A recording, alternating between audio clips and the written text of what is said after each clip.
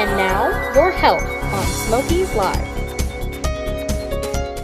After the passing of Senator Lindsey Graham, many people started discussing heart health, and that's why we're talking to Dr. Jeremy Brooks today at Covenant Health LeConte in Sevierville to talk about some of the things that maybe have been brought up in conversation. Unfortunately, his passing, but is this something that people need to think about, how he passed away? It was all very sudden. Yeah, so Senator Graham unfortunately died of an aortic dissection, which usually happens pretty quick and has a high chance for mortality or death. It's not something that is really thought of as a preventative thing. It's not like coronary artery disease where plaque has been building up.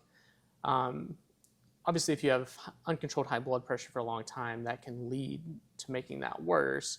But essentially what happens with an aortic dissection is you get a sudden tear or rip in the lining of the artery, and that propagates down and then can rupture and so this is something that may not have been able to be, I would think senators would have the best medical care on the planet.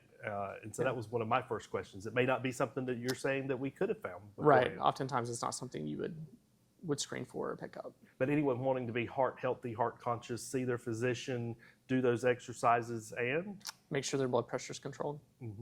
All right. Would you check it every day, or would you check it maybe once a month, or what's your at-home check? Yeah. So if in patients that don't have a history of hypertension, once every few months, just to make sure that your blood pressure is okay.